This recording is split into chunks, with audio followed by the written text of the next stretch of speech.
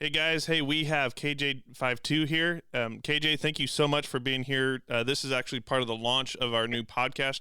Thank you so much for joining us here. Absolutely. Thanks for having me on.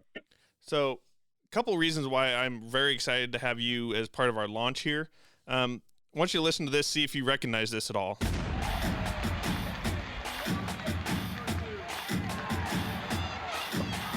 Welcome to the NRT Now podcast. So hopefully you recognize that here, KJ. Oh, yeah. Hey, Yeah, I did that.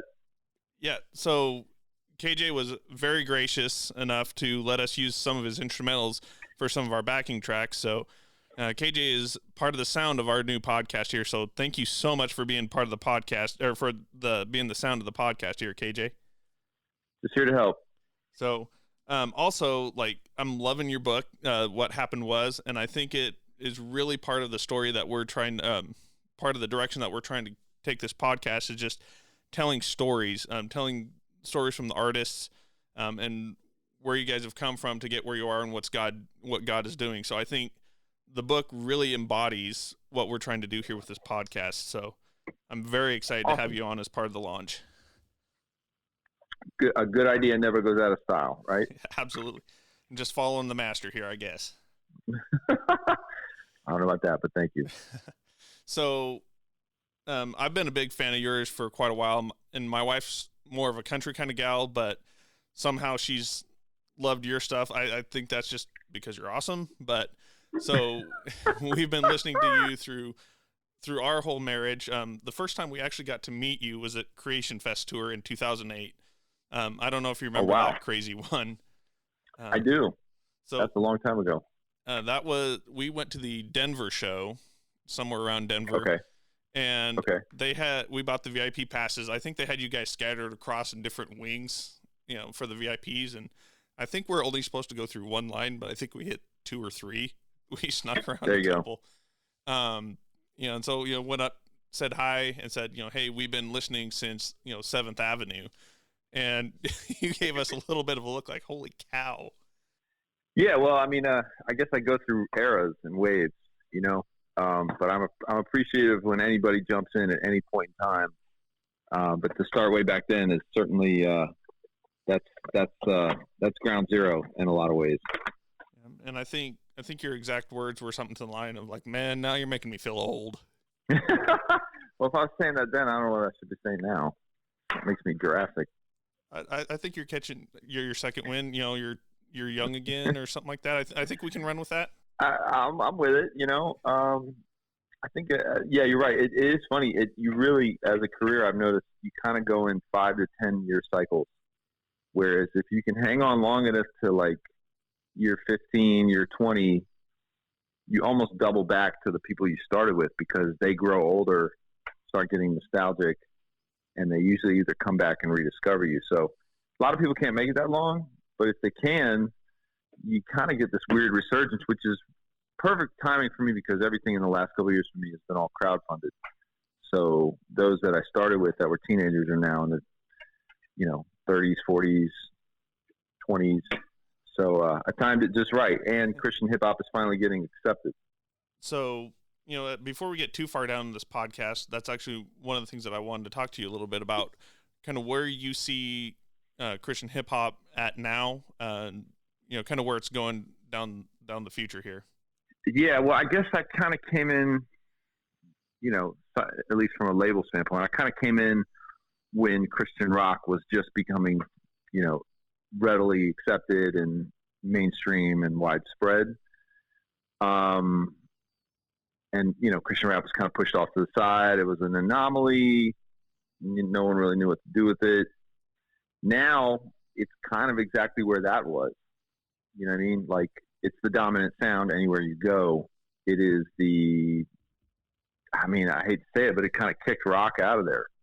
Yeah, I guess I hung on just long enough to catch that wave that now it's kind of like I can be cool to a dad and his kid. You know what I mean? Oh, yeah. And it's probably just the growth of hip hop, period. I mean, obviously it's the normal mainstream music, period. It's not considered niche anymore.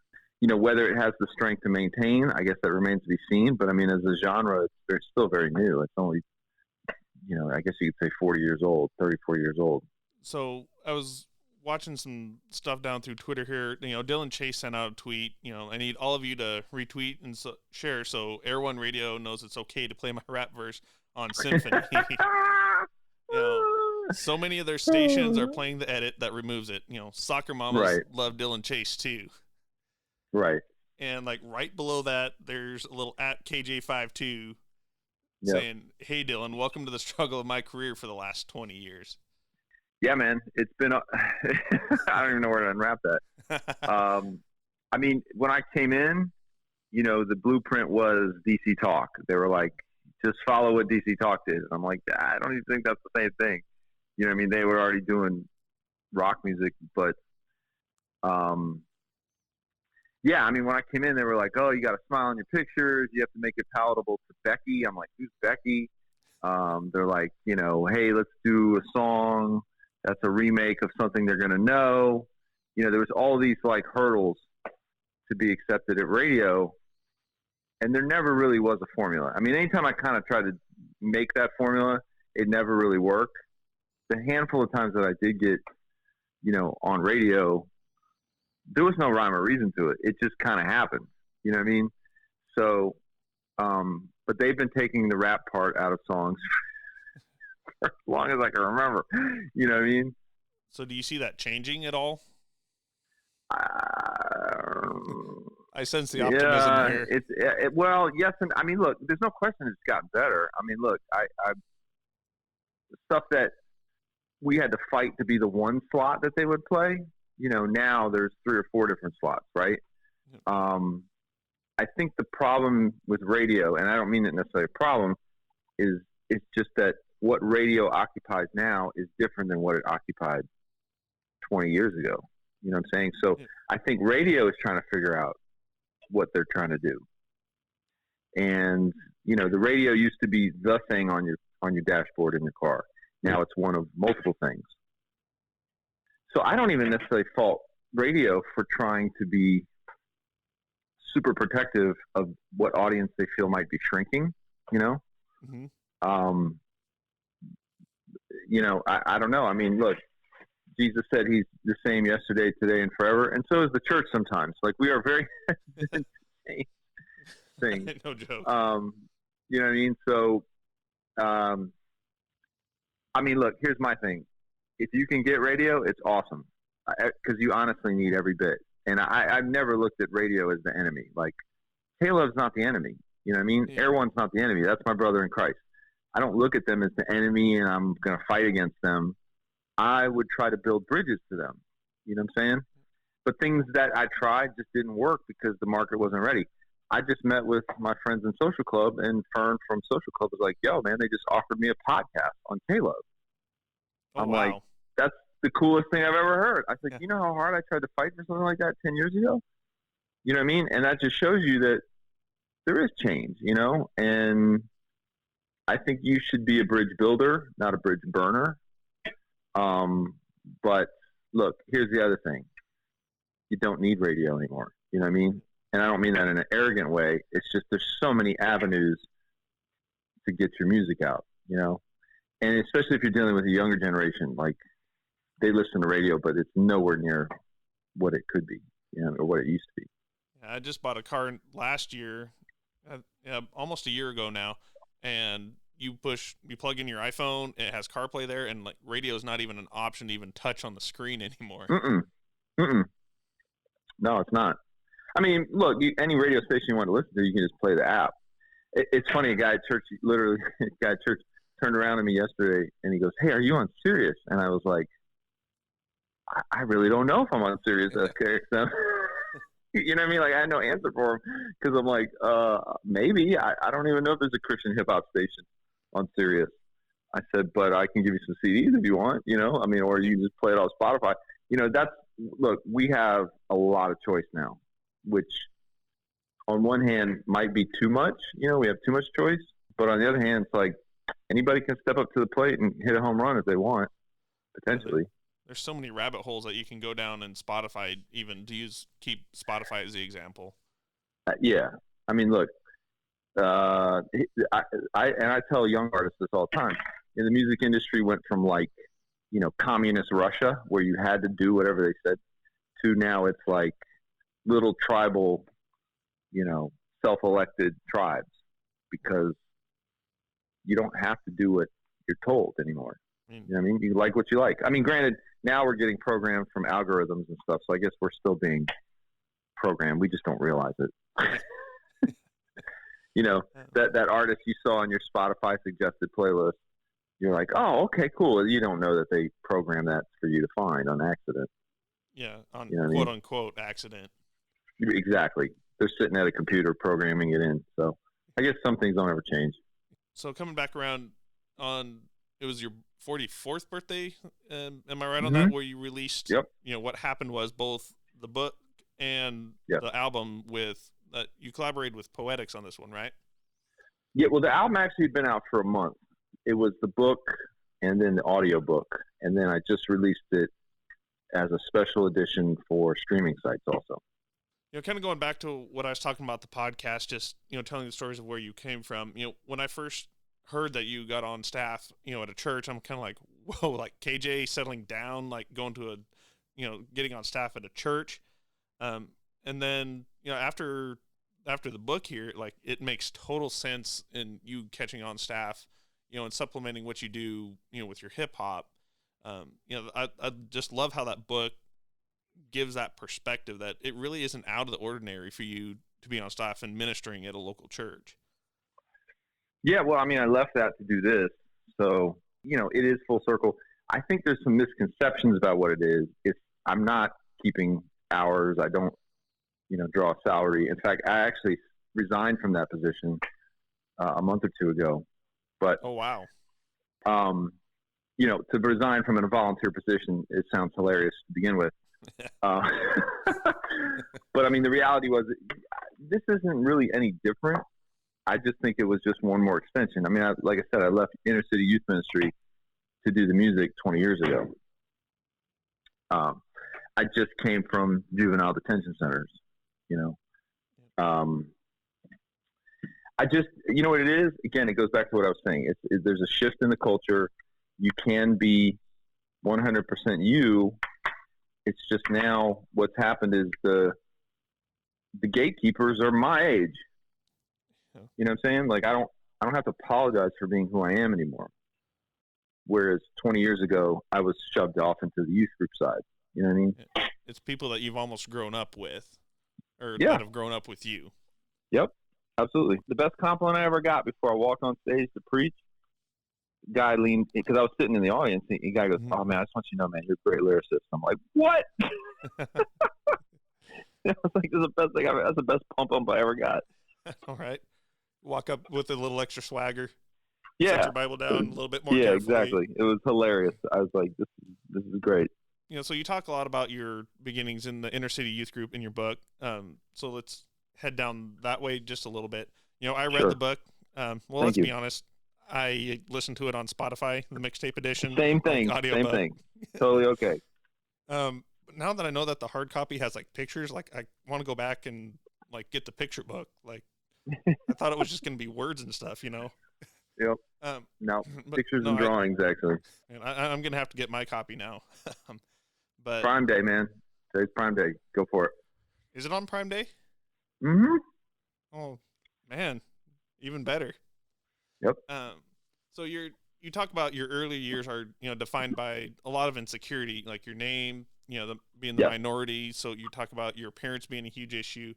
But you also talk about how God was able to use people in your life through that process to really bring you to the prophecy of where you are now. Yeah. Yep. So, it's something that I was thinking as I was listening to that, is just kind of, you devote a whole section to how you got to the name KJ52 and just how your name was a huge part of your insecurity. And I was on the road at the time I was listening to it, so I had more time than I should have been able to think about it I get myself in trouble when I have too much time to think on the road. Um, but it's just so funny how names are so heavy in the Bible. It's not just something that you've dealt with. God has how many names that he comes through in the Bible? Jehovah, I am. Yep. Um, Yep. But also, how many name changes are there in the Bible? From Saul to Paul. It's just absolutely incredible. That's I couldn't help but notice that striking parallel in between the two of those. Yeah, and me noticing that years later, very similar. Yeah, no, you're absolutely right. But hindsight's 2020. You can always capture that later on. You know what I mean? It's always funny to see that piece there that you didn't understand at the time, but now you look back and it's like clear as day. Oh yeah, yeah. That's why I started the book that way, because it was it's a very very much the the bookends of the story. And one of the other things I really loved about this book was just how relatable it was. Like the wedding chapter, man, that was kind of like my spirit animal through the book. I'm like, I wasn't sure if like you were talking about my wedding or your wedding there a couple of times. Yeah. So for those of us who haven't, surprisingly have not heard the book or, have read the book yet, tell us a little bit about the wedding day and a little bit about that wedding chapter. Yeah. Well, I mean, again, like I said, hindsight is always 2020, but looking back, I mean, look, our relationship, me and my wife's relationship started long distance. At the time, that's a hassle. Then you realize, like, oh, wait, no, this is like a really good picture practice run for what we would face later, right? As far as the wedding, again, at the time, you're like, this is not fun. But, it is a snapshot of what marriage is like. Like, you have to adapt in the moment. You have to figure it out. You know what I mean? Like, there's no blueprint when your brother-in-law passes out in the middle of the ceremony. There's no blueprint when the unity candle won't light because it's so hot in there. There's no blueprint, when the DJ mispronounces your name. You know what I mean? It's like, again, in the church that I'm at, that's the pastor that married us. He's now our founding pastor. But, him leaning over at the time and just going, just keep going. Like, it's the best advice I ever heard. And while your brother-in-law is passed out on the floor. While my brother-in-law is passed out. And the funny thing is, even looking back, I'm like, I don't remember it happening. I just remember seeing her because he wasn't even in my peripheral. And the only thing I regret is that we didn't have that on tape to like send America's Funniest Home Videos. Like we would have made it killing. Oh, absolutely. And at the beginning part of your career, that would have been amazing. Right. Exactly. So, I mean, our wedding, we were supposed to have an outdoor wedding and it started raining. So we had the shift of, we had to shift the venue to our church. So everything was all last minute. We had a gal who was just absolutely amazing, but she was sewing the bridesmaids dresses and those didn't pan out. I mean, she was heartbroken. We were heartbroken. Yeah. The shining light though was our flower girl absolutely loved hers and would not take it off. So it wasn't a loss for her. So we were calling around town and there was a store that wasn't even open yet that opened their doors and gave us a discount for the bridesmaids dresses. There you go. In the whole process of it all, my brother was the one that actually wound up passing out. And just like you, I never even saw it happen. All I saw were my eyes get about as big as saucers and none of us knew what to do. Did he lock his knees? Was it one of those situations similar? Absolutely. He was nervous about being up front and that's so funny.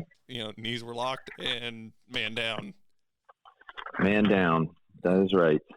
Luckily enough, my dad had enough presence to just kind of slowly, quietly just pull him Prop back. him up. Put a stick under him. Now that I think about that, that's what we should have done. Yeah. Bring a little stick. Once again, no real good footage of it. It's so disappointing. Yeah. I mean, look, now you get married, you have a online invite, you have a, you announce this is like a competition to announce your baby. And the funny thing is, like, in spite of all that, I don't think I ever remember looking back and going, today was a disaster. It was just like, yeah, it is what it is. Yep. It's a good story. It's a good story. It wasn't a good story at the time, but it became a good story. So we go along down the book a little bit.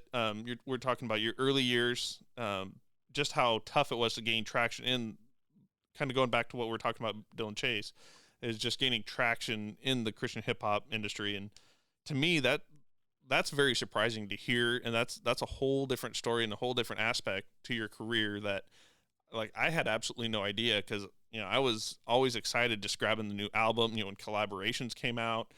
So I didn't even have a clue as to that whole side of life.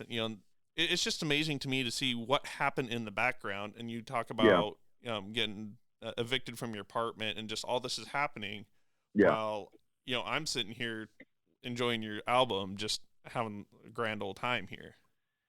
Well, the thing was, you guys, like, you were few and far between. You know what I mean? Like, you were the anomaly. I was trying to sell music to an industry that, wasn't Christian rap fans. Now, it took me kind of hitting that crash and burn to understand that I would have to change some stuff. And that's probably what helped me, eventually turn the corner and help me, like, bring things to some sort of sustainability. But again, when I came in, there was no blueprint. You know what I mean? It was, it was Star Trek. We were all going where no one had gone before. There was a few people before us that had taken probably even bigger hit. And also, here I am, I'm signed to a record label that's owned by Jive. I mean, you're talking the era of Backstreet Boys and Britney Spears. So what do they care about some Christian rapper, white kid from Florida, former youth pastor, only sells 20,000 copies? Yeah, I mean, they're doing millions, So I was just caught flat-footed. I mean, so it's just becomes even more of a testimony of just kind of perseverance through the whole thing. I mean, it's, to me, I went back and started listening to, like, collaborations, and started going back through 7th Avenue, and just after reading the book, I mean, it's a lot different. It's a lot more awesome to hear this, and just the struggle that you went through to even get this to us, and, to let us enjoy it here. It just, that's one thing I'm going back to the theme of this here, just loving about this book, is just giving that perspective of, it wasn't all rosy, it wasn't all peaches, everybody wasn't running to you, but yet somehow you're here and doing what you do in spite of all of that. Yeah, and honestly, when it all fell apart, that's the only thing I could go back and hang on to. Those really low moments. You know what I mean? And so, I think it was towards the end of the book, you were saying that you picked stories that, had a purpose, had a direction, that had kind of some closure, had meaning. Yes. So understanding, probably not everything happened the same way. Not everything had that tidy little bow or went the exact same way. But, one of the things that stood out to me was it's really striking how even through all the waves and, the crash and burn and everything through the industry, through the years, you've centered around a biblical standpoint. You didn't, throw shots and verses. You didn't throw shots on social media. You were very intentional about going and talking to people one-on-one and, trying to do the biblical thing and resolve issues up front and man to man. Absolutely. Now, I don't want to paint myself as a saint. Oh, trust me, there was plenty of moments where there's a lot worse things I wanted to do. You know what I mean? It's not that you don't have those feelings. It's just what you do with them. And also, to your point, you're only hearing the highlight reel. There's, I'm sure, just as many stories that I chose to not put in there because there is no resolution. It's just a bad situation. There is nothing to take away from it outside of this sucks and you just have to move on. So I just didn't want it to be, I didn't want a negative taste in there. I just felt that wasn't the way to do it. But yeah, and you had a whole section, relating to, what you called Christian hip hop beef, I think is what it's called. Yes. I'm looking at the chapter titles here. Christian rap beef. Christian rap beef. Which is such a sweet little oxymoron, but yes. Yeah. And just a bravo for the use of beef in an album title or in a chapter title. I mean, amazing. Yeah. Well, but there was plenty of it to go around. Like you go through that in that chapter that there was plenty of that to go around. And I mean, it sounds like even some of it was kind of out of the middle of nowhere. The majority of it was, yeah. The majority of it was definitely from, I would just get one sort of thing kind of like resolved or at least to a semi-healthy place, and then definitely something else happened. It was a constant whack-a-mole of putting out fires. Now, I'm not going to say for 20 years it hasn't been that. Like, it's been a nice, peaceful, I would probably say the last 10 years have been pretty event-free. But some of that has to do with, it's like, if you just stay around long enough, people just stop getting, they just kind of, like, well, you can't get rid of them. You know what I mean? So, and then you kind of get regarded as like the uncle or something like that. Like, you don't mess with him. He's a made man for mafia terms. So is that the next evolution of your name? Uncle KJ? I haven't tried. That's what people call me already. You know what I mean? Like, that's definitely a thing I get thrown on me, especially from the younger generation. And I'm totally fine with that. You know what I mean? Like, I'm totally okay. If there's anything I've learned over the years too, is that however you want to define yourself only goes so far. You're really defined by how people look at you. And, Christian rap has always notoriously gone through an identity crisis. But I learned, years ago that you're better off just embracing what they look at you as. You know what I mean? So somehow the start of this whole launch of this podcast keeps coming back around to DC Talk. A lot of it was, we were on the Jesus Freak cruise. Both Kevin and I were, nice. Which an amazing time. And my wallet's still hurting from it. I'm sure. I went to the first one and just finally got recovered from that. And they announced the second one, and well, here we are. Yeah, but isn't it amazing to know that a band can do that, right? Like, their legacy can be that long. Oh, it was incredible. To have their own cruise, I mean, like, I think that's the testament of making timeless music. And in a previous episode, I just talk about just how that's such an influence, that just states what an influence they had on the industry as a whole. Right. We saw so many artists on the boat that were there just to be there for the cruise. Sure.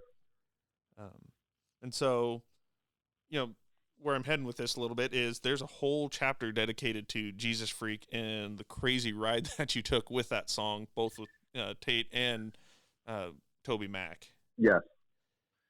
Yep. And even to the point of performing Toby's part in front of Toby. Right. Well, I just came back from Camp Electric, and I had to share that story because that's where it happened. And I thought the space-time continuum was going to open up beneath my feet and swallow me in, and it'd be like the Spider-Verse.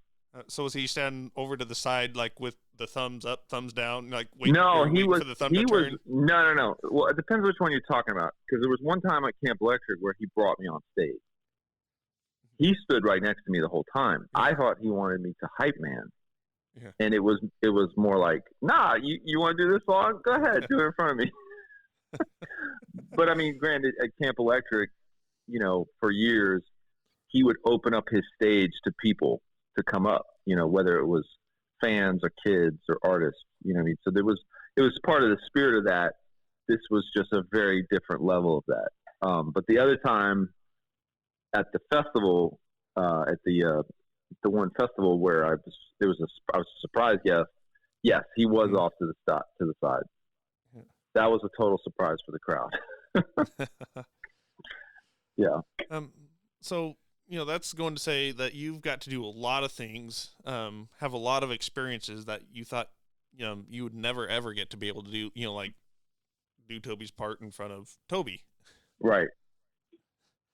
Right. And just like, a kid from, that's working in inner city church all the way, going from there all the way up to performing next to Toby Mac. Yeah, but that was more rare. Like, it was more, I mean, for that year, I rode the wave as the guy that was on the Newsboys version. You know what I'm saying? It wasn't like the Toby thing was just kind of a funny anecdote in that story, but yeah, I mean, coming out every night on Jesus Freaking Winter Jam to, getting on multiple festivals just to do that verse to, obviously being on the record, you know what I mean? Like, those are just I guess crazy things. I guess where I was heading with that was, not just, for in that particular instance, but just your career as a whole. From, like I said, from starting, where you were to, one of the, dare I say, pioneers of the Christian hip hop industry, or, one of the, or we'll just use uncles. I think, well, no, I mean, I think I pioneered certain things, you know what I'm saying? Because it certainly was the first guy through to do some of that stuff, which are now sort of commonplace. But listen, I'm always one first to say we all stand on the shoulders of those that came before you. You know what I'm saying? So, now that we've kind of gone through the book and, now we're here at this point, you've released the book, the new album as well. So, what's next for you? I've been debating because it's some of these things are just straight up bucket list things. You know what I mean? Like a book certainly was on the docket a long time ago. I just didn't know how to do it. I've debated on another book. I have another idea for another book. Certainly I have more stories I could tell that would be like what had happened was, something like that. To be honest with you, I'm now kind of in a position where, it's more about communication, meaning what does my platform allow me to do? It allows me to communicate. Communicate takes multiple forms. That could be church transition. That could be child advocacy. That could be obviously more music. That could be, other things like other, books. You know what I mean? I'll be honest with you. I'm at a point where it's like, it's the glory of God to conceal a matter, and it's the duty of kings to search it out. There are things that are very concealed to me right now that I don't know what my next step is. But God has a purpose behind that, just like he had 5 years ago, 10 years ago, 15 years ago, 20, 30 years ago. So it's not like I haven't been here before, that's for sure. Yeah. So I guess kind of, closing our conversation here, I'm going to completely put you on the spot, and I'm okay with this. Giving you a little bit of an open mic, is there anything, like book-wise or just kind of what you see as the future for, hip-hop or the church or anything like that? Is there anything that's on your heart that you'd love to share? I told you I was going to put you on the spot. Well, yeah. I mean, in a lot of ways, I feel like I'm a proud, older brother that's watching his little brother grow up in front of his face. You know what I mean? Like, I don't necessarily have anything to say because I'm already very excited about stuff. Like, coming back from Camp Electric this year, this is a rock and roll camp that I've been doing for 10 years. Mm-hmm. It was completely dominated by hip hop. Like, I didn't see that coming 10 years ago. And even the kids that I performed for, I didn't have to do anything. For the first time in my career, I have to honestly say it's the first time I didn't have to do anything except rap. You know what I mean? Wow. Like, I've spent most of my career like, let's try it with a little dash of this. It'll go down smooth with this. You know what I'm saying? So I just think that's a beautiful thing. I think we're in a great place. Sometimes success, though, can be the worst thing that can happen. So you have to watch out for that, too. But I'm excited what God's doing through this genre. I'm excited what God's doing through God's people through the genre. Simple as that. Well, we want to make sure that we send everybody to your website to grab the book, the music. You said you are all crowdfunded. You are self-funded independent. So yes, that means you need our help. Of course. And so I'm committing for you that every book that is ordered from this podcast, you're going to individually sign and individually, inscribe in the front of the book, a long verse or something of the sort. Yes, and I'll write it in old English lettering. Calligraphy. Yes, totally. I won't do that to you, but yeah, you do have autographed copies up on the website, correct? Yes, sir. Absolutely. So, go ahead and make sure that you grab your copy. Like, it has pictures, guys. It has pictures from all the way from when you were little. It's not just words. Yeah. I love pictures. There you go. So, at the very end of the book, you say that you hate goodbyes. Yeah. So, I was wondering, instead of a goodbye, can we freestyle it out? I'll say how I ended the book, which was, I love you, I appreciate you, and I pray you have a great everything. All right. Well, thank you so much, KJ, for joining us. Yeah, man. Thanks, buddy.